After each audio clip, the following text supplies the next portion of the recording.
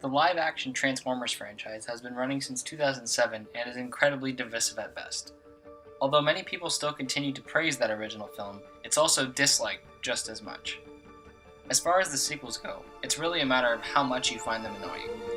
Personally, aside from Transformers Dark of the Moon, I think sequels continue to get worse and worse.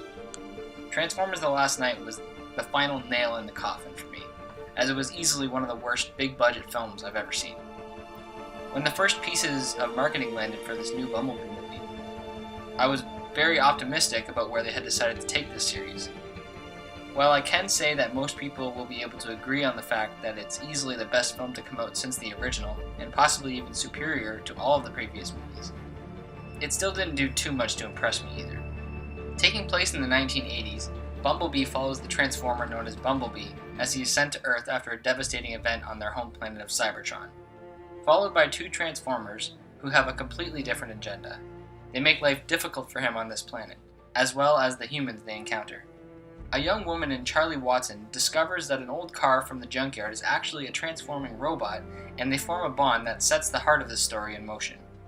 Many viewers will watch this movie and probably be moved by the relationship these two share, and while it does have some fantastic moments, I just thought the story was too familiar to other films, without much new to offer. In terms of storytelling, Bumblebee strips away the overly complex narratives that this franchise gave us throughout the last decade, and truly makes a very simplistic story between a girl and her robot, and what consequences may arise from that. Comedy is subjective, but I sadly felt some of the same dumb humor very present here.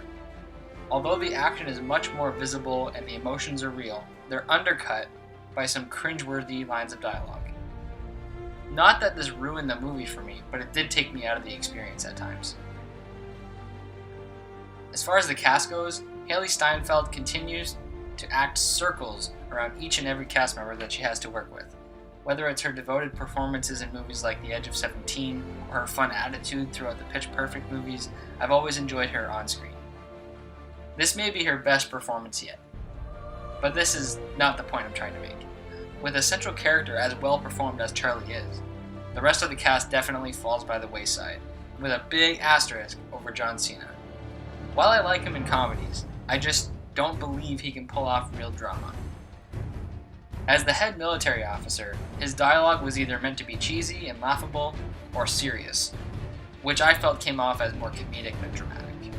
I know that this is the tone they were obviously going for, but it really just didn't work for me.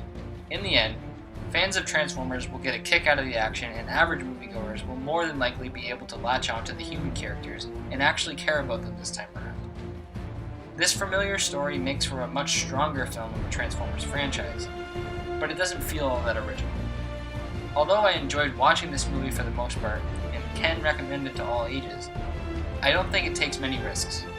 Bumblebee has some great moments throughout, but as an overall film, it just didn't impress me that much, at least not enough to warrant a glowing recommendation, but I can still send you to the theater to see it. I give this movie 3 out of 5 stars.